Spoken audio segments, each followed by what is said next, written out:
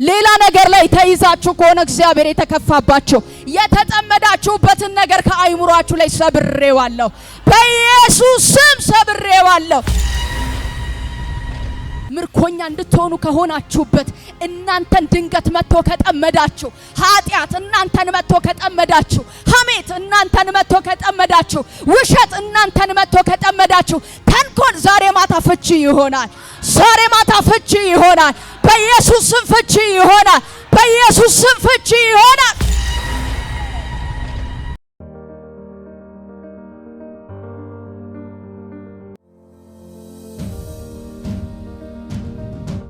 እግዚአብሔር በሁለት መንገድ ዝም ይላል። አሜን። እግዚአብሔር በስንት መንገድ ዝም ይላል? በሁለት መንገድ። የመጀመሪያው እግዚአብሔር የክብሩ መገለጫ ሊያደርጋችሁ ሲፈልግ ዝም ይላችኋል ለጥቂት ጊዜ። ማንም መጥቶ ሲወቅሳችሁ፣ ማንም መጥቶ ሲከሳችሁ፣ ማንም መጥቶ የልቡን ሐሳብ በእናንተ ሲናገር እግዚአብሔር ዝም ይላል። እግዚአብሔር ጸጥ ይላል። ከዛ የእግዚአብሔር ዝምታ ደግሞ ይሰበሰቡና ኃጢአቷ ነው እግዚአብሔር ዝም እንዲላት ያደረገ ይላል። በደሏ ነው እግዚአብሔር ጸጥ እንዲላት ያደረገ ይላል። ትጸልያለች፣ ትሮጣለች፣ ቸርች ትላለች፣ ወዲያ ትላለች። እግዚአብሔር ግን መልስ እየሰጣት አይደለም። ስለዚህ እችን ሴት ይሄን ሰው እግዚአብሔር ትቶታል፣ እግዚአብሔር ረስቶታል ወደ መባል ይመጣል። ከዛስ ራሱ ሰውየው ምን ማለት ይጀምራል? እግዚአብሔር ትቶኛል፣ እግዚአብሔር ረስቶኛል፣ እግዚአብሔር ዝም ብሎኛል ይላል። የመጀመሪያው እግዚአብሔር የክብሩ መገለጫ ሊያደርጋችሁ ሲፈልግ፣ እግዚአብሔር አደባባይ ላይ ሊያነግሳችሁ ሲፈልግ፣ እግዚአብሔር በተዋረዳችሁበት መንደር ሊያከብራችሁ ሲፈልግ ጸጥ ይላል። እስከ መጨረሻው መሄጃ ድረስ እግዚአብሔር ጸጥ ይላል። ውስጣችሁ ያለ ተስፋ እስኪያልቅ ድረስ እግዚአብሔር ጸጥ ይላል። አንበሳ ጉድጓድ ውስጥ እስከመጣል ድረስ እግዚአብሔር ጸጥ ይላል፣ ዝም ይላል። የእግዚአብሔር ዝምታ ያስፈራል። አንደኛው እግዚአብሔር የክብሩ መገለጫ ሊያደርገን ዝም ይላል። ሁለተኛው ደግሞ እግዚአብሔርን ባለመስማት ዝም ይላል። አሜን።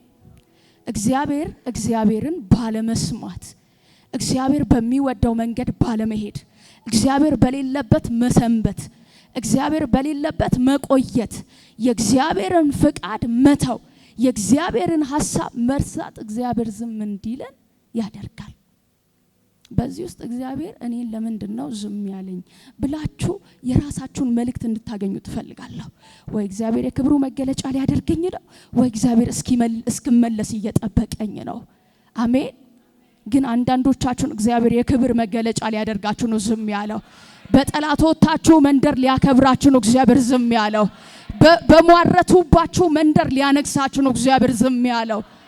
በዛ ብዙ በተናቃችሁበት መንደር እግዚአብሔር በዛ ስፍራ አደባባይ ላይ ንግስና ሊሰጣችሁ ነው ዝም ያለው። አሜን ነው ወይ? አንዳንዶቻችሁ ደግሞ እስክትመለሱ ነው እግዚአብሔር ዝም ያለው። አሜን። ዛሬ ለሁለታችሁም የሚሆን መልስ አለኝ። ሃሌሉያ። ለሁለቱም የሚሆን መልስ አለኝ። ትንቢተ ኢሳይያስ ምዕራፍ 50 ላይ የእግዚአብሔር ቃል እንደዚህ ይላል። እግዚአብሔር እንዲህ ይላል፣ እናታችሁን የፈታሁበት የፍቺው ጽሕፈት የታለ? ወይስ እናንተ የሸጡት አበዳሪዎች ለየትኛው ነው? እናንተን የሸጡት ከአበዳሪዎቹ ለየትኛው ነው? እነሆ ስለ ኃጢአታችሁ ተሽጣችኋል፣ ስለ በደላችሁ እናታችሁ ተፈታለች። ኢየሩሳሌም እግዚአብሔርን ባለማድመጧ፣ እግዚአብሔር መካከልና ኢየሩሳሌም መካከል የነበረውን ቃል ኪዳን ኢየሩሳሌም ባለማክበሯ እግዚአብሔር ለጥቂት ጊዜ ትቷት ነበረ። ለጥቂት ጊዜ ዝም ብሏት ነበረ። ከዛ መጡና እናታችንን የፈታሃት ለምንድነው? ለምንድነው የተውከን? ለምንድነው የረሳህን ሲሉት እናታችሁን የፈታሁበት የፍቺ ጽሕፈት የታለ? እሷ መልካም ሆናልኝ በእኔ መንገድ ተመላልሳ በቃል ኪዳኗ ላይ ቆማ እኔ መጥቼ እናታችሁን የተውኩበት ቦታ የታለ? እናንተ ልጆቿ እንድትበተኑ ዝም ያልኩበት ቦታ የታለ? የታለኔ እዚህ ጋር መወቀስበት ምክንያት? እናታችሁ ዝም የተባለችበት ምክንያት የኔ ነው ወይ? ምክንያቱ የታለ? ወይስ ከአበዳሪዎች ለአንዱ እናታችሁን ሸጥኋት? ምን ማለት ነው? አበዳሪ ተበድሮ ነገስት ምዕራፍ 4 አካባቢ ላይ እንዳለች ሴት አበዳሪ ተበድሮ የተበደረን ገንዘብ ባለመመለሱ ምክንያት ወይ ባለመመለሷ ምክንያት አበዳሪው ይመጣና ልጆችን ለባርነት ይወስዳል። አልቻልሽም፣ አልከፈልሽም፣ ስለዚህ የገንዘቤን ዋጋ በልጆችሽ ተካሉ ብሎ ይወስድባታል። እና እናንተን እኔ ከየትኛው ተበድሬ ነው ለአበዳሪ እናንተን አሳልፌ የሰጠሁት? በእውኑ እግዚአብሔር ይበደራል? ይበደራል? በእውኑ እግዚአብሔር ይበደራል ወይ? ከየትኛው ተበዳሪ ጋር ተጣልቼ የትኛው አበዳሪ መጥቶ መልስ ዳይን ሲል እናንተን ሸጥኩለት፣ እናንተን ተውኩለት? እንደዛ አይደለም። የተሸጣችሁት በኃጢአታችሁ ምክንያት ነው። በእኔና በኢየሩሳሌም መካከል የነበረው ቃል ኪዳን ያፈረሰችው ራሷ እናታችሁ እንጂ እኔ አይደለሁም አለ። ኢየሱስ ጌታ ነው። ኢየሱስ ጌታ ነው። በእውነት በማታቁበት መንገድ ምናልባት እግዚአብሔር ከገባላችሁ ቃል ጋር ተላልፋችሁ ከሆነ ዛሬ ማታ መመለስ ይሆናል። በማታቁበት ሁኔታ፣ ባልገመታችሁት ሁኔታ፣ ባላሰባችሁት ሁኔታ ከእግዚአብሔር ቃል ጋር ተላልፋችሁ ከሆነ በጌታ በኢየሱስም ዛሬ መስማማት ይሆናል። ዛሬ እግዚአብሔር መጥቶ ያወራችኋል። ዛሬ እግዚአብሔር ፊቱን ወደ እናንተ ይመልሳል። እየገባችሁ ነው ወዳጆቼ? ይሄ መልእክት እየሰራ ነው። ይሄ መልእክት እያገኛችሁ ነው። እረ ኢየሱስ ያድናል። ስለዚህ እኔ አይደለሁም ተጠያቂዋ እና እናታችሁ ናት ተጠያቂዋ። ፈትቼሻለሁ ብዬ የፍቺ ወረቀት አልሰጠዋትም። ትቼሻለሁ ብዬ ባል ጠባቂ ነው፣ ከለላ ነው፣ አባት ነው። ማንም እንደመጣ እኔ ሊደፍረኝ አይችልም። እሱን ያያል አይደለ? የቤቶችን ራስ የሆኑትን ባሎቻችንን አልፎ ማንም መጥቶ ሊናገረን አይችልም። ማንም ቢሆን ማንም እሱን ይፈሩታል። እግዚአብሔር እኔን እንዳይፈሩ ሌሎች መጥተው አንቺ የሰራሽው ስህተት እንዳልከላከልልሽ፣ ውድማ እንዳትሆኚ፣ ምርኮኛ እንዳትሆኚ አንቺ ከኔ ጋር የነበረሽን ቃል ኪዳን ትተሻል። አሜን። ዛሬ ማታ ቃል ኪዳናችን ይመለሳል። ዛሬ ማታ ቃል ኪዳናችሁ ይመለሳል።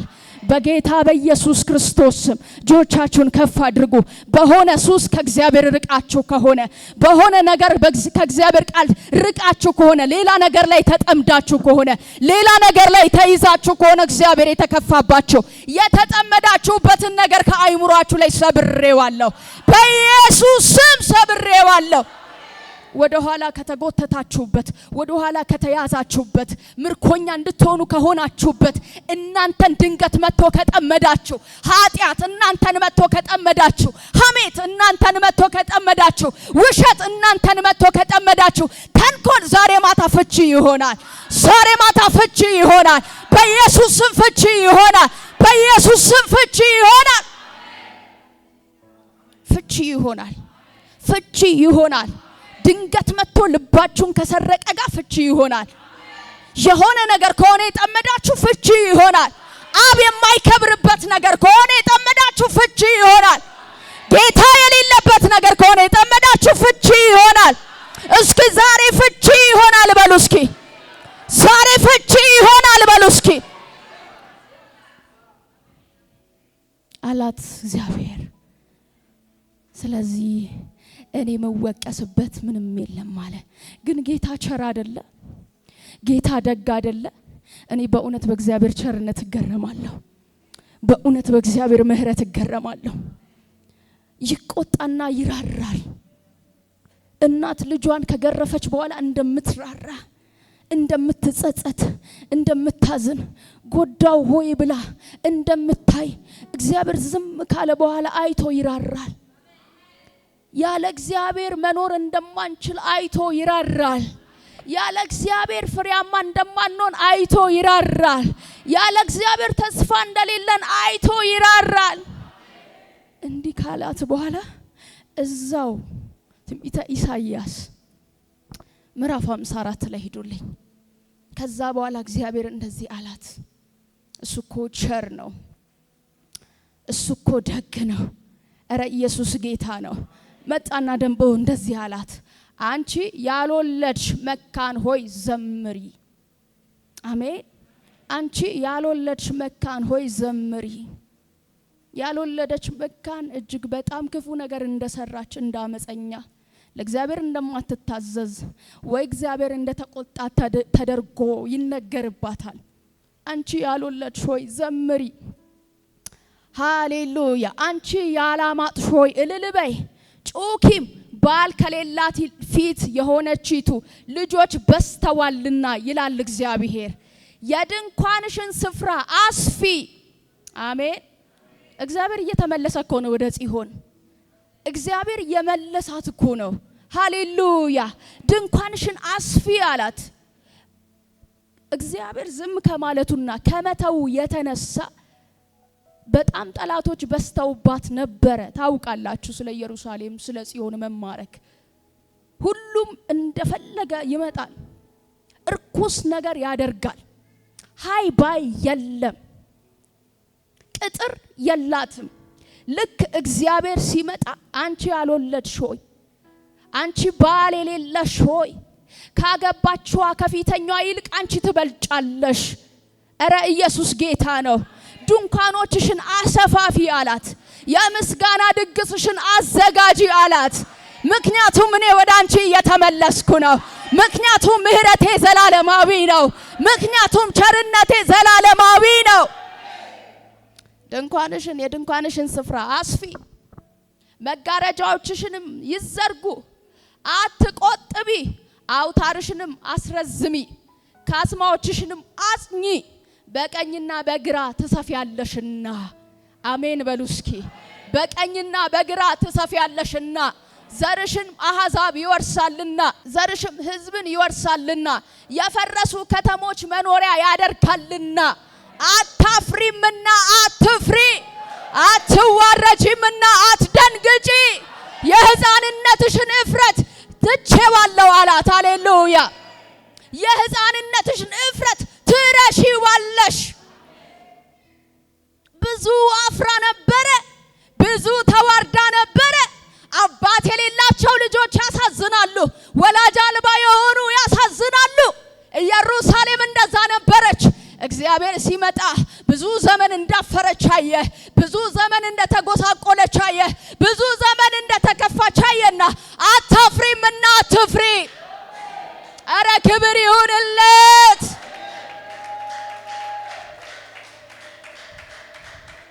አምላክ የሌላት ከተማ አትሆኝም፣ አታፍሪምና አትፍሪ።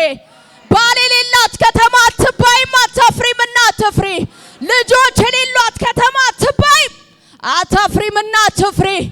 አትዋረጂምና አትደንግጪ። አረ ጌታ ኢየሱስ ይችላል። የመበለትሽን ስድብ ከእንግዲህ ወዲህ አታስቢም። መበለት የነበርሽበትን ዘመን ከእንግዲህ ወዲህ አታስቢም።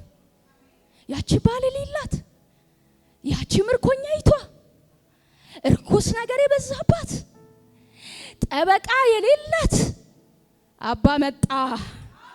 ኧረ መጣ፣ ኢየሱስ መጣ። ያንን የልጅነትሽን ያንን ውርደት ትረሺዋለሽ፣ ያንን መገፋት ትረሺዋለሽ፣ ያንን ለቅሶ ትረሺዋለሽ። እኔ መጥቻለሁ። ማን ነው እኔን አልፎ አንቺን የሚነካ? አሜን ነው ወይ? አሜን ነው ወይ? ከዛስ የመበለትሽን ስድብ ከእንግዲህ ወዲህ አታስቢውም።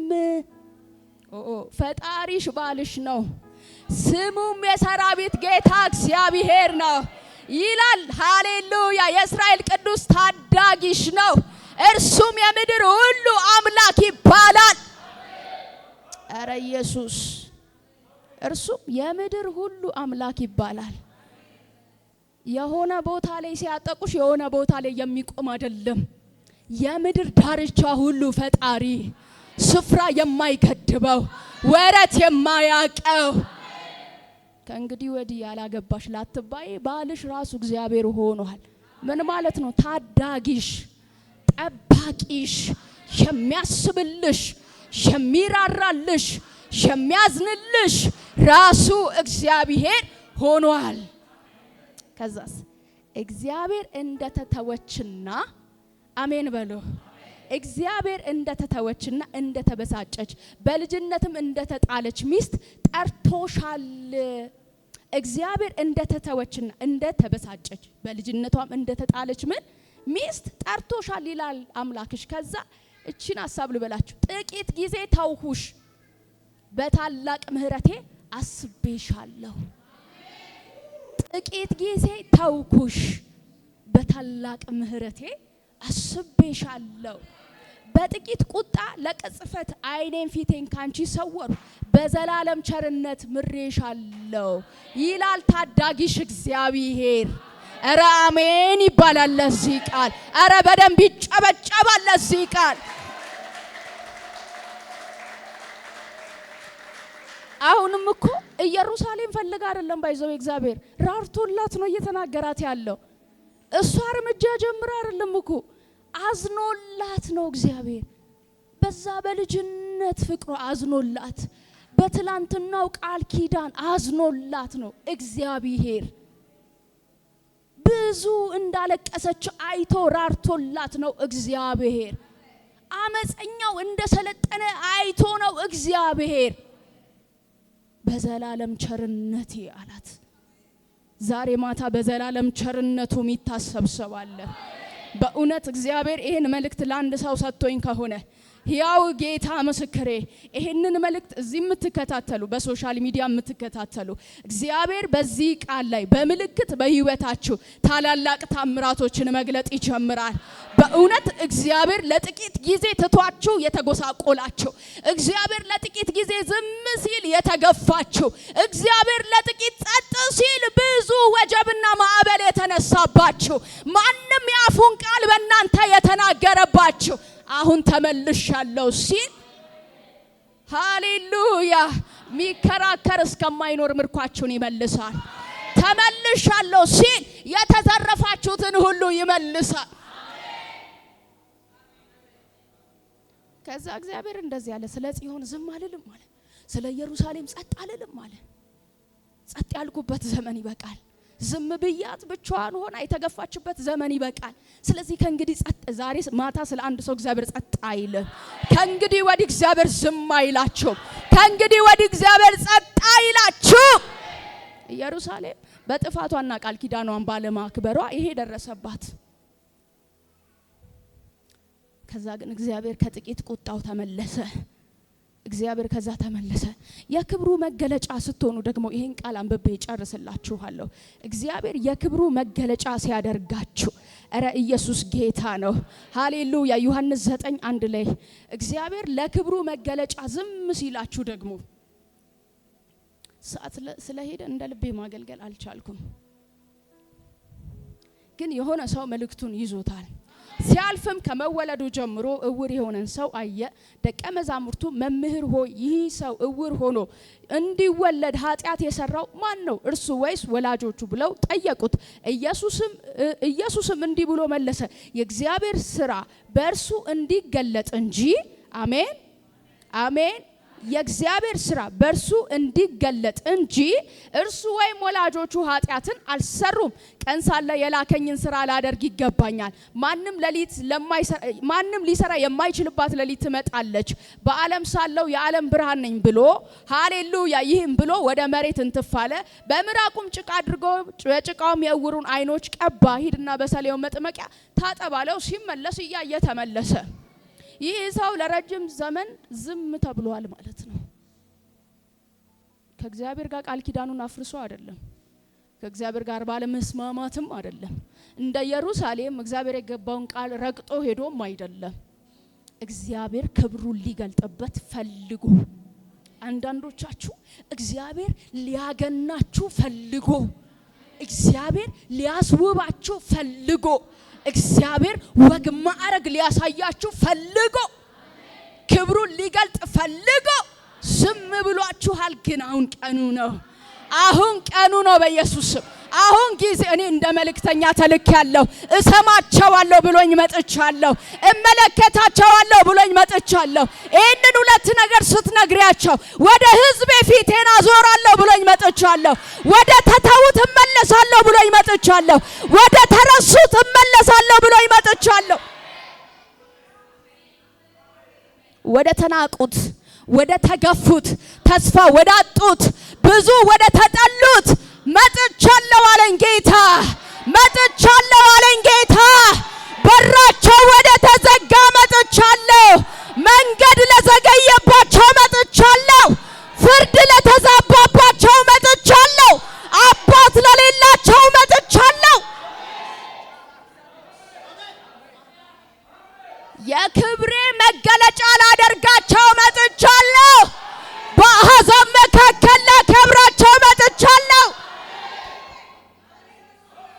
በተዋረዱበት መንደር ላይ፣ በተገፉበት መንደር ላይ፣ ብዙ በተተቸባቸው መንደር ላይ፣ ብዙ ባለቀሱበት መንደር ላይ ደቀ መዛሙርቶቹ ነካኩት ኢየሱስን።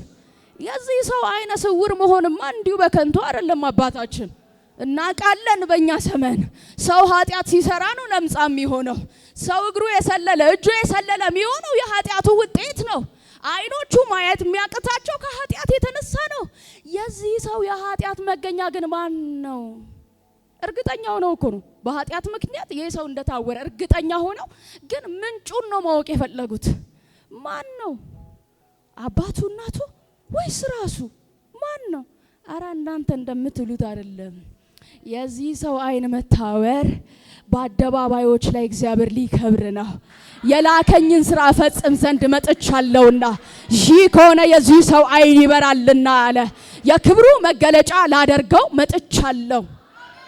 አሜን አሜን፣ አረ አሜን። ስለዚህ ታሪኩን ቀየረለት። በጣም የሚገርመኝ ከዚህ መጽሐፍ ከመወለዱ ጀምሮ እውር ነበር አይደለ? ቤተ መቅደስ ገብቶ አያቅ። ምን አይነት አምልኮ ይመለክ አያቅ። እግዚአብሔር ምን ይባል አያቅ። ከደጃፍ ነው የሚሰማው ኃጢአተኛ ስለሚባል። የዛ ቀን ግን ክብሩ ሲመለስ ማየት ሲጀምር ያልፈለገው ሰው የለም። ጠርቶ ያላነጋገረው ሰው የለም። በምን ምክንያት? እንዴት? ምንጩ ከየት ነው? ማን ሊያደርግቻ? እንደዚህ ይባልላችኋል በኢየሱስ። በእነዚህ 3-4 ወራቶች፣ በእነዚህ 3-4 ቀናቶች፣ በእነዚህ ሳምንታቶች እንደዚህ ይባላል በኢየሱስ። ምንጩ ከየት ነው? ማን ነው የረዳሽ? ማን ነው ያገዘሽ? ማን ነው አባት የሆነሽ? ማን ነው የራራልሽ? ማን ነው የጎበኘሽ? ማን ነው ያዳሰሰሽ? ማን ነው አይኖችሽን ያበራው? ይባላል በኢየሱስ። ይባላል በኢየሱስ። ይባላል በኢየሱስ። ይባላል በኢየሱስ። እግዚአብሔር በሚመለስ ልብ ደስ ይለዋል። አሜን። ደግሞ ኢየሩሳሌምን አንቺ እንዲያርገሽኝ በዚህ ወጥተሽ በዚህ ገብተሽ አላለም። ሲተው ትውት አደረገላት። እንደዚህ ያደርግላችኋል እግዚአብሔር። ሃሌሉያ ሃሌሉያ። በእውነት እግዚአብሔር ምርኳችሁን ይመልሳል። በእውነት እጥፍ አድርጎ ይመልሳል። የመገፋታችሁን ወራት ተመልክቷልና ይመልሳል። መጥቻለሁ ካለኝ ጌታ መጥቷል። መጥቻለሁ ካለኝ ጌታ መጥቷል። የጠፉት ከተመለሱ መጥቷል። የክብሩ መገለጫ ለሚያደርጋቸው መጥቷል። እግዚአብሔር ሊራራ መጥቷል። ከዚህ ቃል በኋላ በህይወታችሁ ምልክት ታያላችሁ። አሜን ነው ወይ? በደንብ እርግጥ አድርጋችሁ ውስጣችሁ እንድታስቀምጡልኝ የምፈልገው የእግዚአብሔር ዝምታ የኔ ህይወት የትኛው ጋር ነው ብላችሁ እንድታዩልኝ እፈልጋለሁ። እግዚአብሔር ቃል ኪዳኔን በመተዌ ነው ዝም ያለኝ ወይስ እግዚአብሔር እስክመለስ እየጠበቀ ነው? የልጁን ደም አቅልዬበት ነው? የእውነቱን ቃል ምን አድርጌበት ነው? ምናልባት በሐሜቴ በጥፋቴ በተንኮሌ ነው? በምን እግዚአብሔር ዝም ብሎኛል? ወይስ እግዚአብሔር የክብሩ መገለጫ ሊያደርገኝ ነው? በደንብ ለራሳችሁ ይሄንን ከዛ ምክንያቱን ስታቁ ውጤቱ ያማረ ነው። እረ ኢየሱስ ጌታ ነው። እረ ኢየሱስ ያድናል። እንደ እግዚአብሔር ያለ ማንም የለም። እጎበኛለሁ በሉ እስኪ። እጎበኛለሁ በይ እስኪ። ምርኮዬ ተመልሷል በይ እስኪ። እንባዬ ታብሷል በይ እስኪ። ከዚህ በኋላ ባል የሌላት፣ ወዳጅ የሌላት፣ ዘመድ የሌላት፣ ጓደኛ የሌላት፣ ቤተሰብ የሌላት፣ የሆነ ነገር የሌላት የሚልሽ የለም፣ የሚከስሽ የለም። ራሱ ልዑል ቅጥር ሆኖሻልና